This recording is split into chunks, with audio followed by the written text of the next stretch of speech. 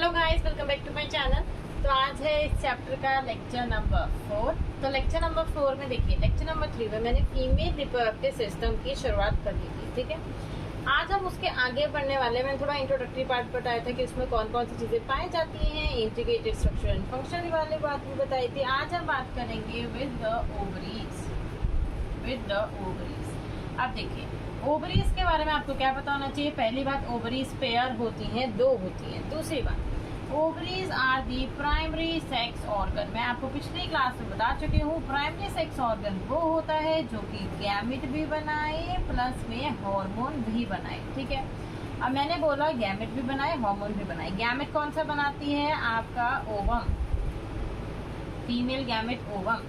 Hormone कौन सी बनाती है? जिसे ओवेरियन हार्मोन कहा जाता है। ओवरी ने बताया, तो जैसे मैंने खाना बनाया, तो मैं ऐसे बोलते हैं ना कि इसने खाना बनाया। ठीक है, XYZ चिंटू ने खाना बनाया। इसलिए ओवेरियन हार्मोन कौन कौन से होते हैं? Oestrogen and progesterone. Oestrogen and progesterone. पहले तो चीज लिखिए कि ओवरीज कैसी होती है? पेयर में होती हैं। ओवरीज कैसी होती हैं? सबसे पहली बात, ओवरीज कैसी होती हैं? पेयर में होती है। ठीक है, ओवरीज कैसे होती है? पेयर में होती है। Ovaries are the primary sex organ. Ovaries क्या है? प्राइमरी सेक्स ऑर्गन है। ठीक है, क्या है? प्राइमरी सेक्स ऑर्गन है। वो गैमेट भी बनाती हैं, हार्मोन भी बनाती हैं। ये गैमेट भी बनाती हैं, हार्मोन भी बनाती है। गैमेट कौन सा बनाती है? ओवम। हार्मोन कौन से बनाती है? Ovarian hormone, oestrogen and progesterone. ठीक है, ovarian hormone, oestrogen and progesterone. इतनी चीज समझ में आ गई। ठीक है, इतनी चीज को मैं रब कर देती हूँ। अब भाई मैंने बोल दिया ओवरीज पेयर में होती है। अब आपको नेक्स्ट चीज पता होनी चाहिए कि ओवरीज की लोकेशन, कि ओवरीज का, मैंने बोला दो ओवरीज होती है भाई हमारे पास। ठीक है, दो ओवरीज होती है। ओवरीज आर सिचुएटेड, आप ऐसे लिख सकते हैं, आर सिचुएटेड वन। ठीक है, one on each side of lower abdomen. मतलब इससे आप क्या समझे? ये मान लीजिए आपका लोअर एब्डोमेन है, एक इस साइड पे एक इस साइड पे। ठीक है, one on each side of lower abdomen. Next चीज, अब ओवरीज हवा में तो नहीं लटक रही होगी। ठीक है, आपको पता है कि कुछ इस प्रकार का आपका स्ट्रक्चर होता है। ठीक है, इस प्रकार का कुछ ऐसे ऐसे ऐसे बना लीजिए। इस प्रकार का कुछ स्ट्रक्चर होती है। फंडिबुलम हो गई, ये आपका यूट्रस, यहाँ पे इनफंडिबुलम हो गई, ये हो गया आपका यूट्रस, सर्विक्स, वजाइना। यहाँ पर होती हैं आपके ओवरीज। तो ओवरीज हवा में थोड़ा लटेंगी, बेचारी गिर जाएंगी, तो इसलिए ओवरीज को कहीं से कनेक्ट तो भी होना पड़ेगा। तो ovaries are connected to the दो लोकेशन पे कनेक्टेड होता है। एक तो पेल्विस की वॉल से, ठीक है, और दूसरा कहाँ से कनेक्टेड होता है? पेल्विस की वॉल से, एक यूट्रस की वॉल से। किसके थ्रू?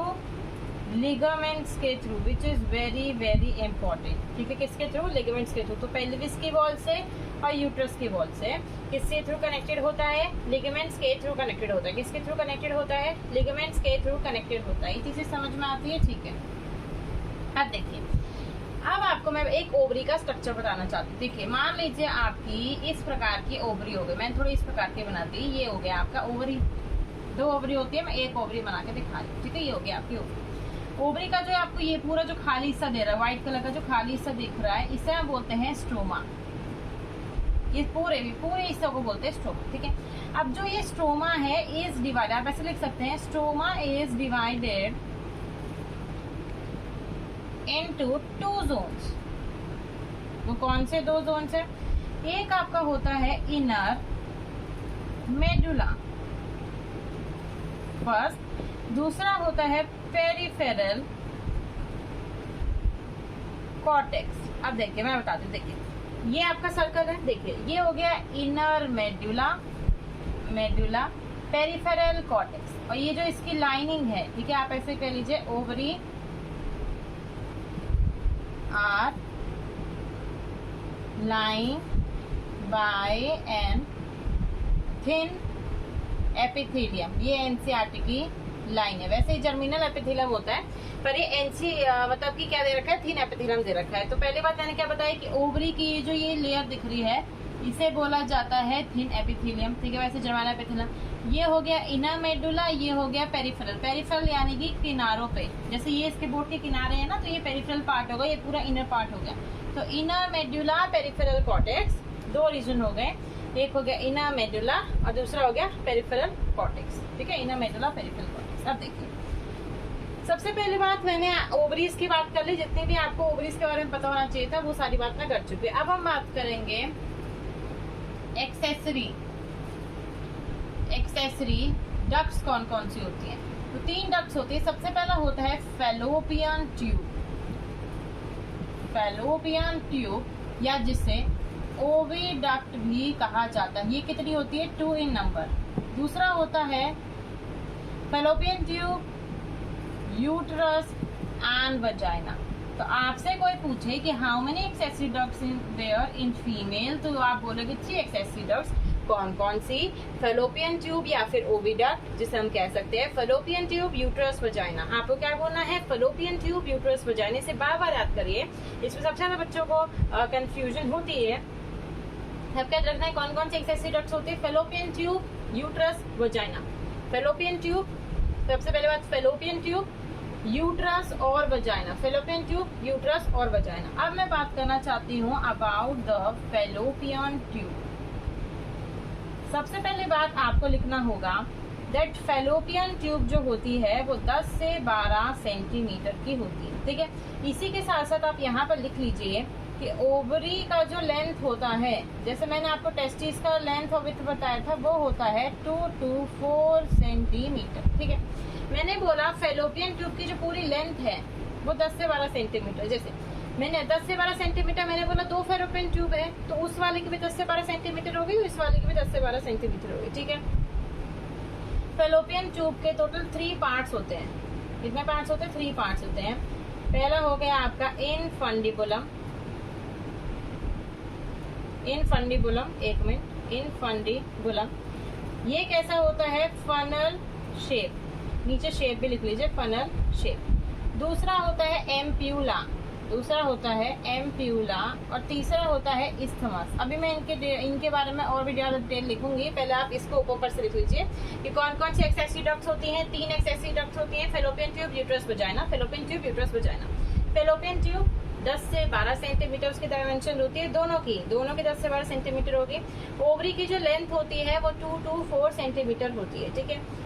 अब इसका कितना 3 पार्ट्स है? एक इनफंडिबुलम है, एक एम्पुला है, एक इस्थमस है। एक इनफंडिबुलम है, एक एम्पुला है और एक इस्थमस है, ठीक है। मैं फिर से लिखवा देती हूँ कि 3 पार्ट्स हो गए, इनफंडिबुलम,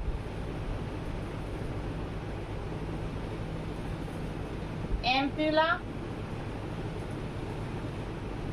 और इस्थमस। अब इनके बारे में कुछ विशेष बातें। ये होता है फनल शेप, ये होता है, इसका होता है वाइडर पार्ट। ये कुछ विशेषताएं हैं जो अगर आपको क्वेश्चन में लिखेगी तो आप खटाक से आंसर कर सकते हैं। इसका होता है नैरो ल्यूमन। क्या होता है? नैरो ल्यूमन, ठीक है। अब देखिए फनल शेप, अब मैं इसका एक बार डायग्राम बना के दिखाती हूँ, फिर आपको कवर हो जाएगा, ठीक है। आप बनाइए जी डायग्राम।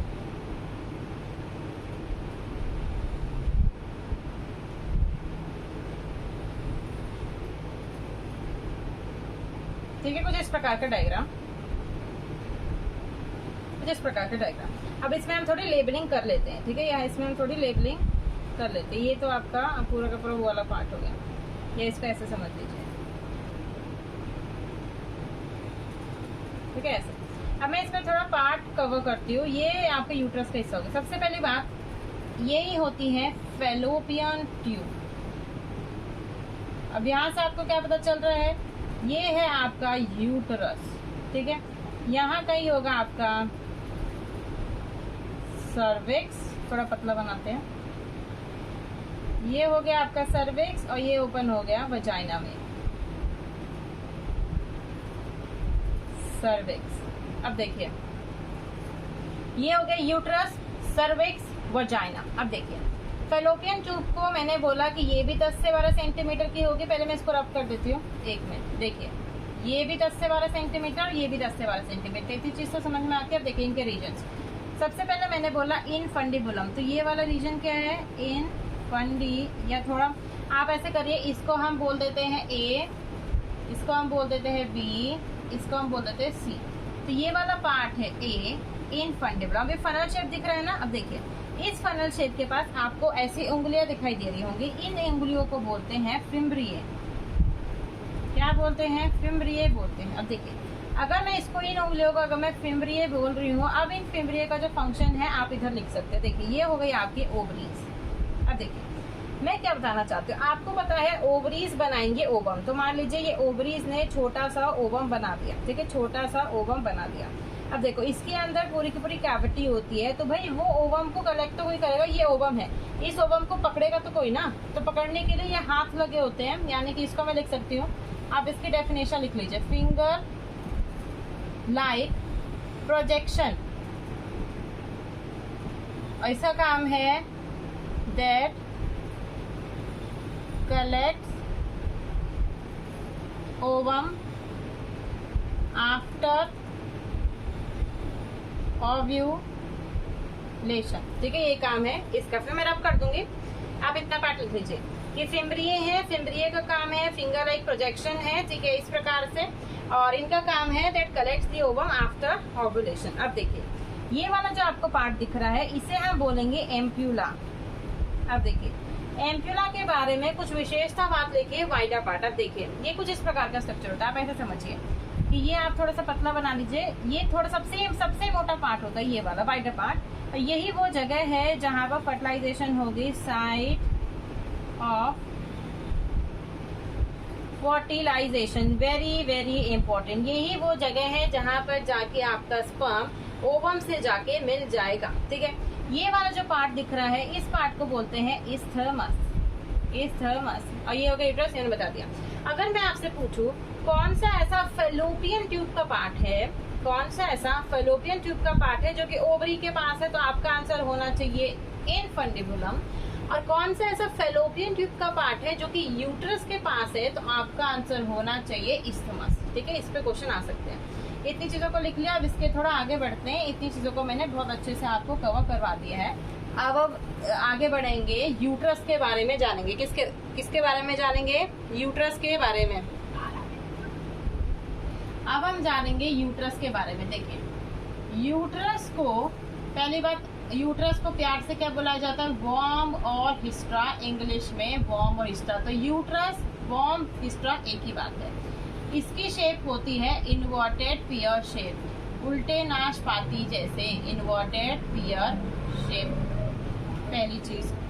दूसरी चीज इट इज सिंगल, ठीक है, तुम्हारी तरह इट इज सिंगल, ठीक है, सिंगल। उसकी बाद इट इज कनेक्टेड, अब ये भी हवा में तो लटका नहीं होगा, it is connected by the pelvis wall only, pelvis wall bye ligaments. इतनी चीज लिखिए जो आपको यूट्रस के बारे में पता होनी चाहिए, कि इन्वर्टेड पियर शेप होती है, सिंगल होता है, connected by pelvis wall bye ligament. उसके बाद आप लिखिए uterus opens into vagina, vagina through किसके थ्रू, नैरो सर्विस के थ्रू, वेरी इंपॉर्टेंट लाइन। पता है यहाँ पे बच्चे क्या करते हैं, मैं आपको बताती हूँ। देखिए यहाँ पर आप स्टामा कर सकते हैं। यहाँ पे बच्चे क्या करते हैं, ये मान लीजिए कि स्टेटमेंट आ गई कि uterus opens into vagina through narrow cervix. बच्चे पता क्या करते हैं, बच्चे समझते हैं कि uterus opens into cervix through narrow vagina. ऐसा नहीं है, पहले आपका यूट्रस ओपन होता है, मतलब कि अगर मैं ऐसे करके मैंने बता दिया कि इन्वर्टेड पियर शेप है, ठीक है, इन्वर्टेड पियर शेप है, तो ये आपका होगा नैरो सर्विक्स और ये होगा आपका प्रॉपर वजाइना, ये प्रॉपर वजाइना है और ये है आपका नैरो सर्विक्स। समझ में आता है, ये है आपका नैरो सर्विक्स, नोट डाउन कर सकते हैं इसके। फिर अब हम आगे बढ़ेंगे, ठीक है। अब देखिए, अब आपको किन चीजों के बारे में पता होना चाहिए। अब हम बताना चाहते हैं अबाउट द बर्थ कैनाल, जिससे बेबी बाहर आएगा। Birth canal, birth canal consist of, आपको क्या करना है, जो सर्विक्स की कैनाल होगी, कैनाल का मतलब पूरा जो रास्ता, सर्विक्स का कैनाल प्लस में वजाइना को अगर मैं मिला दूं तो उसे बर्थ कैनाल कहा जाता है। सबसे पहले क्वेश्चन तो ये आ जाएगा 1 नंबर में कि बर्थ कैनाल में कौन कौन सी चीजें आती हैं। एक आपका सर्विक्स का कैनाल आता है, और दूसरा आपका वजाइना आता है। अब देखिए यूटरस में यूटरस ऐसे लिख लीजिए, uterus is made up of 3 layers of tissue, made up of 3 layers of tissue. अब वो 3 layers ऑफ टिश्यू क्या है? सबसे पहला है पेरीमेट्रियम, आप लिखते जाइए पेरीमेट्रियम। दूसरा होता है भाई मायोमेट्रियम, और सबसे लास्ट होता है endometrium. Perimetrium, myometrium, endometrium, perimetrium, myometrium, endometrium. Perimetrium is thin membranes, outer layer. Myometrium is middle, smooth muscle से बनी हुई। And endometrium is inner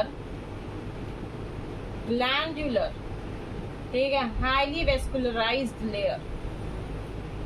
तो ये विशेषताएं पहले इनको लिखिए, अच्छे से लिखिए कि birth canal consist of cervix का कैनाल, सर्विकल कैनाल भी बोल सकते हैं, प्लस में vagina.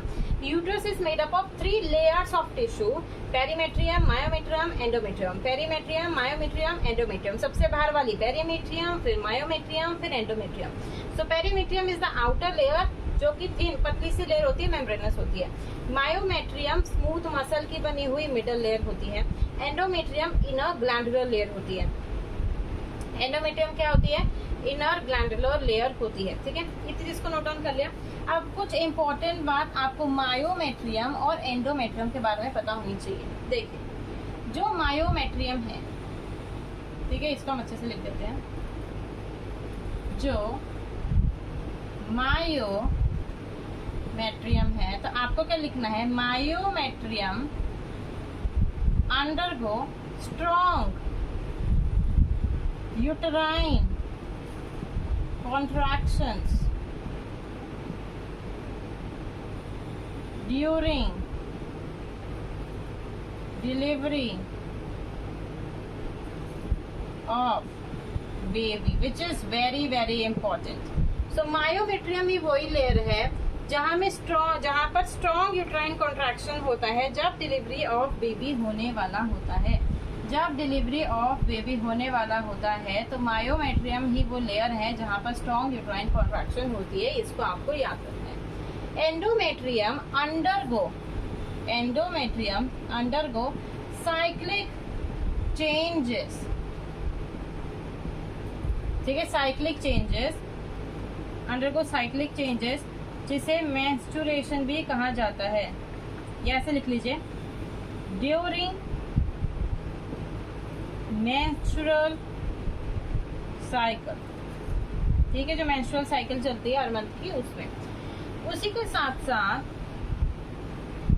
Site for implantation.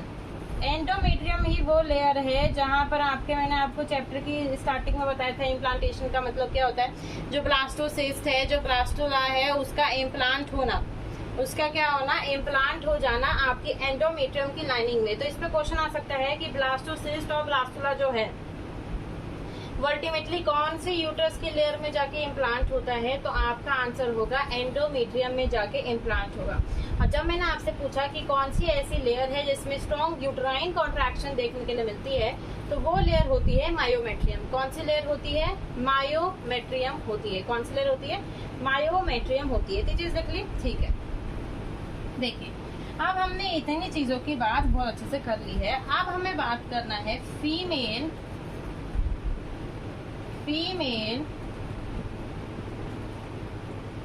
External genitalia के बारे में। अब देखिए female external genitalia consist of mons pubis, labia majora, labia minora, clitoris और हाइमेन। ठीक है। Mons pubis, labia majora, labia minora, clitoris और हाइमन, ठीक है, ये चीजें हैं फीमेल एक्सटर्नल जेनिटेलिया में आती हैं। That mons pubis, labia majora, labia minora, clitoris और हाइमन। सबसे पहले हम बात करते हैं मॉन्स प्यूबिस के साथ। मॉन्स प्यूबिस, मॉन्स प्यूबिस ये आपको डायरेक्टली याद करना है, cushion of fatty tissue, cushion of fatty tissue covered by skin and pubic hair. So mons pubis is a cushion, ठीक है, गद्देदार cushion of fatty tissue covered by skin and pubic hair, ठीक है। अब आपको next चीज जो पता होनी चाहिए वो आपको पता होनी चाहिए लेबिया मेजोरा के बारे में। Labia majora are fleshy fold of tissue, या ऐसे लिख लीजिए paired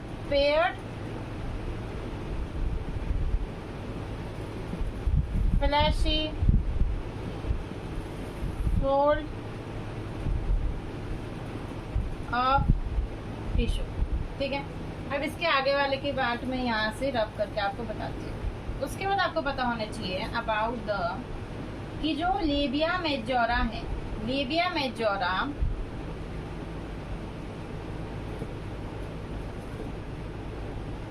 extend from mons pubis and surrounds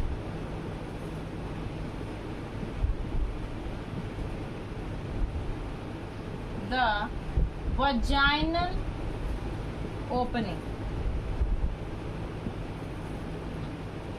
surrounds the vaginal opening, इतनी चीज लिख लें, ठीक है। आगे बढ़ते हैं।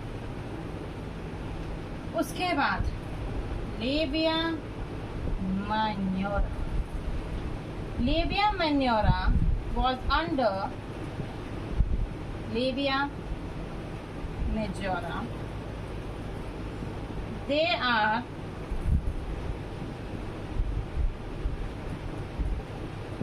ये भी होते हैं फ्लैशी फोल्ड ऑफ टिश्यू, ठीक है, फ्लैशी फोल्ड ऑफ टिश्यू। उसके बाद अबव ये भी क्या होते हैं, फ्लैशी फोल्ड ऑफ टिश्यू होते हैं। इतनी चीज पहले याद रखिए। नेक्स्ट चीज होता है clitoris. Clitoris is analogous to, या वो आप रेंज लीजिए, क्लाइटोरिस इज अ टाइनी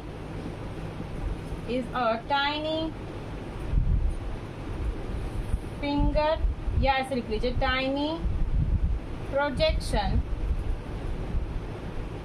ठीक है, present at the upper junction of two labia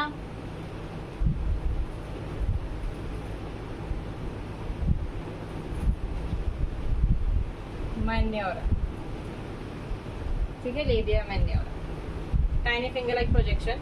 अब देखिए मैंने आपको इन सारे पार्ट्स के बारे में बता दिया है। अब इसके बाद जो आपको चीज याद रखनी है इन सारे पार्ट्स के बाद, one more thing, that clitoris, एक मिनट,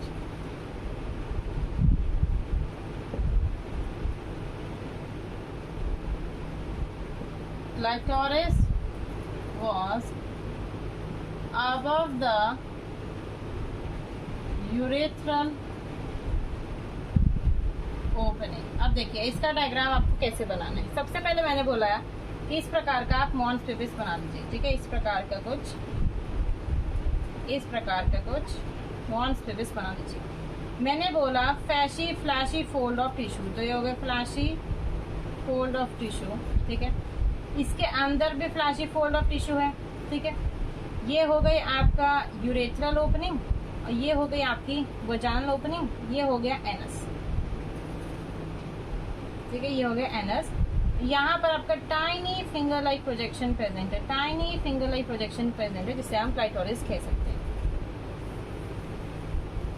ठीक है, ऐसा समझ लीजिए कि ये मैंने बनाया, या ऐसे इसको हम नेक्स्ट क्लास में कवर करते हैं फिर। ठीक है, सो अभी तक जो इसका डायग्राम है वो हम नेक्स्ट क्लास में कवर करेंगे। और इसका जो हाइमेन वाला पार्ट है विच इज़ वेरी इंपॉर्टेंट, ठीक है, हाइमेन वाला पार्ट है which is a partially covering the membrane, मतलब covering the vaginal opening. So please subscribe to my channel. इस क्लास को यहीं एंड करते हैं। लेक्चर नंबर 5 को मिलते हैं, लेक्चर नंबर 4 को मिलेंगे लेक्चर नंबर 5 में। Thank you.